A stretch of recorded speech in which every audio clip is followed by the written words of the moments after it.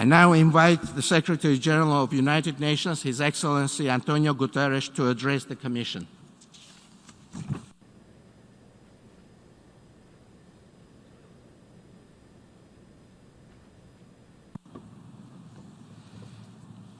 Excellencies, ladies and gentlemen, dear friends of the CSW, I'm very pleased to join you for the 64th Commission on the Status of Women. I am truly saddened that the extraordinary circumstances ushered in by the spread of the coronavirus have left us no choice but to postpone the full session of the CSW and instead gather for just this one day. I know that activists and women's groups around the world share my disappointment. But I also take heart because I know we remain committed to the cause of gender equality.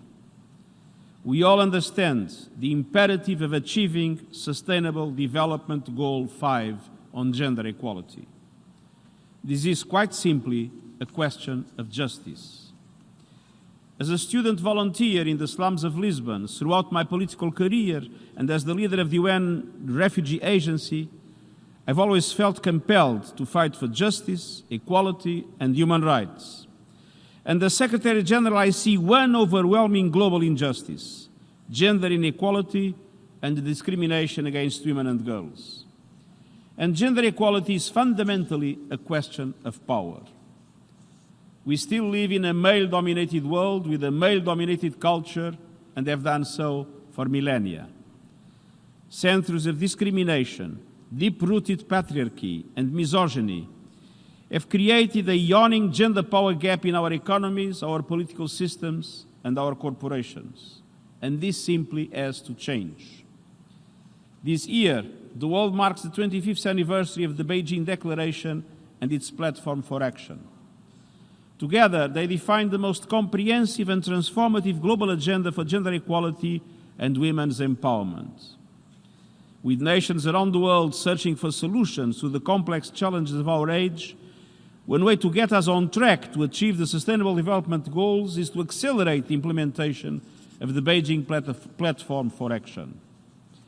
And as we look back on Beijing, I'm particularly heartened to see a new generation of inspired young activists across the globe taking forward its spirit of constructive action and fearless resilience. Their efforts are sorely needed. The vision of Beijing has been only partly realized.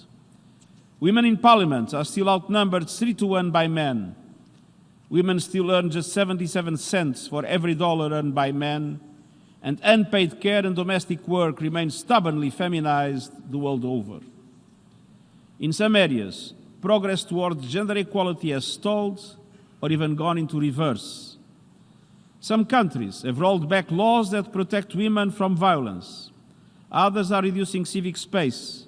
Still others are pursuing economic and immigration policies that indirectly discriminate against women.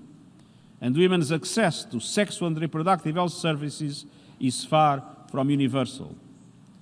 We must push back against the pushback. Dear friends, a key legacy of the Beijing process was movement building. These past 25 years have seen growing, strengthened, vibrant, transnational and diverse women's movements that are increasingly challenging slow and piecemeal progress by calling for urgent systemic change. They are advancing gender equality and demanding accountability from governments and other powerful actors. They are forging coalitions and working across teams, sectors, and political boundaries to advance the rights of women and girls and show how they are inextricably linked to economic, social, and environmental justice for all. These movements are proposing bold new alternatives for a different world. For example, young women's activism for environmental justice in Africa has put a spotlight on the impact of extractive industries and unsustainable patterns of consumption and production.